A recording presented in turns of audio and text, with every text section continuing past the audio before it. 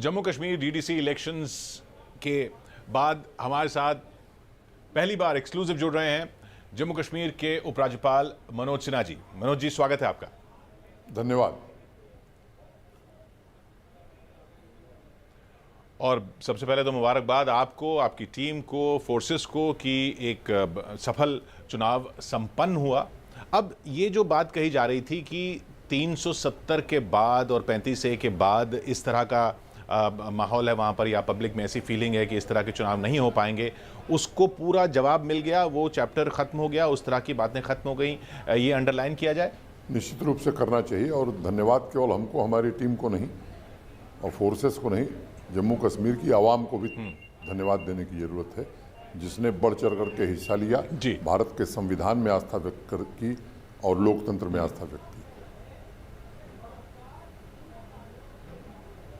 और आपको अब जब इतना वक्त हो गया वहाँ पर, जम्मू कश्मीर की आवाम की आंखों में आप क्या देख रहे हैं आगे? उनकी आंखों में एक नया सपना मैं देख रहा हूँ। वो नया सवेरा देखना चाहते हैं। वो तंग आ चुके हैं जो कुछ पिछले कालखंड में हुआ है, और वो जम्मू कश्मीर को भी देश के विकसित राज्यों के समानांतर खड़ा देखना चाहते हैं, और उस दिशा में हम काम कर रहे हैं और भारत सरकार इसमें पूरा सहयोग कर रही है। माननीय प्रधानमंत्री जी उसमें पूरा सहयोग कर रहे हैं। तो अभी हम कब वहाँ विधानसभा और वो सब देख पाएंगे, या उस तरह का रिप्रेजेंटेशन देख पाएंगे? वो अगला कदम कब होगा? मुझे लगता है कि देश के सम्मानीय प्रधानमंत्री जी ने 15 अगस्त को लाल किले की प्राचीर से इस बात को देश को भी बताया था, जम्मू कश्मीर के लोगों को भी बताया था, और उसे फाइनल वर्ड मानना चाहिए। आप सबको मालूम है कि यहाँ डिलिमिटेशन का काम हो रहा है, और केवल जम्मू कश्मीर में नहीं हो रहा है, इसके साथ साथ पूर्वोत्तर के भी 4 राज्य। एक बार डिलिमिटेशन का काम खत्म हो जाने दीजिए। और दूसरी बात, कभी कभी लोगों को भ्रम पैदा हो जाता है। हमारे यहाँ कुछ संवैधानिक संस्थाएं जैसे चुनाव आयोग, तो एक बार डिलिमिटेशन का काम खत्म होगा तो चुनाव आयोग निर्णय करेगा कि कब चुनाव जम्मू कश्मीर में होगा, और हमें इंतजार करना चाहिए। लेकिन मैं आपको भरोसा देना चाहता हूं और मैं उस दिशा में जम्मू कश्मीर आगे बढ़ेगा। जी, वही मकसद था मेरे सवाल का कि जो आवाम की आंखों में आप देख रहे हैं, जैसा आपने बताया, एक नया सवेरा देखना चाहते हैं, तो वो जब वो दिन आएगा जब चुनाव आयोग फैसला करेगा और वो सब पूरी प्रक्रिया पूरी होगी, जब वो दिन आएगा तो वो उसके लिए तैयार है जम्मू कश्मीर? हाँ, पूरी तरह तैयार है। अभी आपने देखा है कि हिंसा से मुक्त, शांतिपूर्ण और निष्पक्ष चुनाव हुए हैं, और लोकसभा चुनाव की तुलना में देखें तो कई जगह तो 3 गुना से ज़्यादा मतदान हुआ। एवरेज अगर देखेंगे तो 2 गुना से ज़्यादा मतदान हुआ है। और पिछली पंचायत के चुनाव से, 2018 के चुनाव से देखेंगे तो मैं आपसे कहना चाहता हूं कि साउथ कश्मीर की 90% सीटें रिक्त रह गई थीं, आज 95% सीटें भर गई हैं।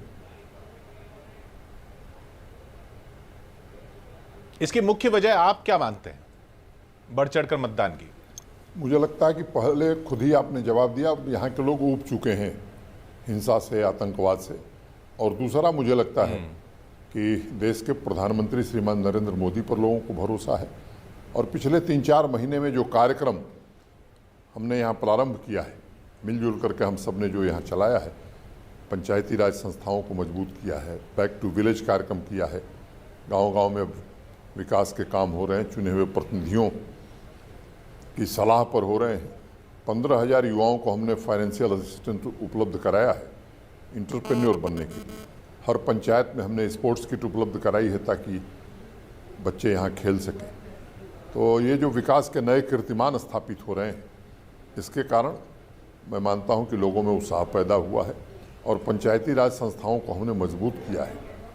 और जो लंबे समय से यहाँ लोग मरहूम थे, पंचायती राज कानून जब बना था तो 3 टियर सिस्टम था।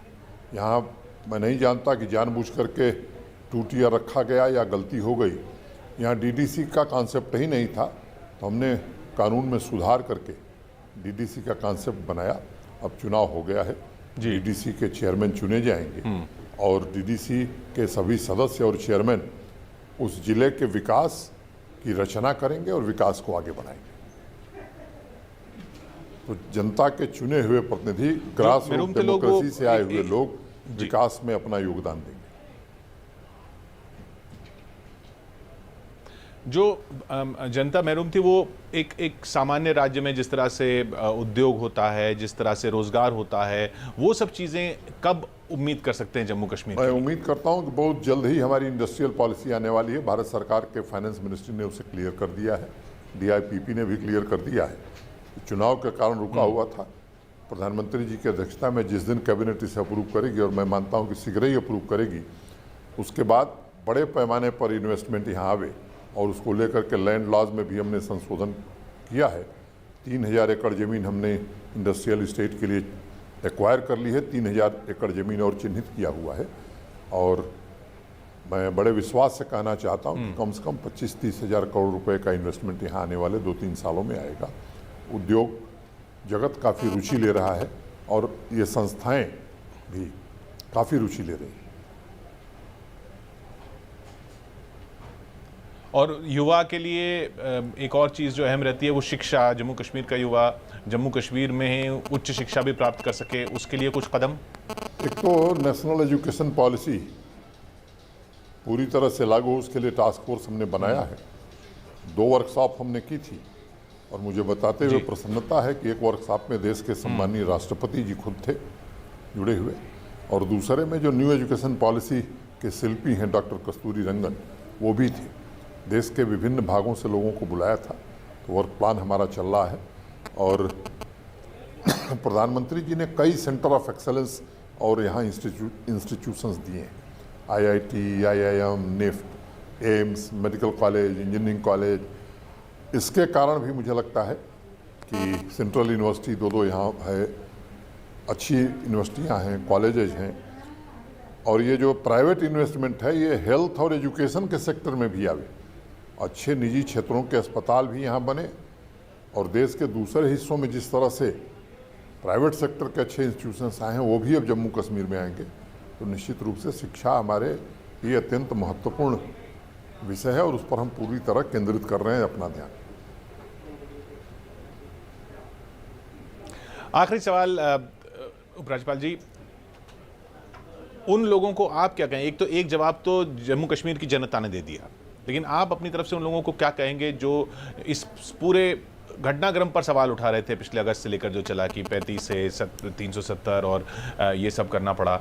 उनको एक जवाब जनता ने दिया, एक जवाब आपका? मुझे लगता है कि बैलेट का जवाब सबसे अच्छा जवाब है, और मुझे जवाब देने की जरूरत है, मुझे काम करने की जरूरत है, जनता का विश्वास अर्जित करने की जरूरत है, और जम्मू कश्मीर को भारत के साथ पूरी तरह इंटीग्रेट करने की जरूरत है। और उस पर कामयाबी कदम कदम बढ़ते हुए हासिल हो ही रही है। बहुत बहुत मुबारकबाद आपको एक बार फिर, और बहुत बहुत शुक्रिया हमारे साथ जुड़ने के लिए। पूरी क्षमता ईमानदारी से कोशिश करूंगा इसके लिए। धन्यवाद।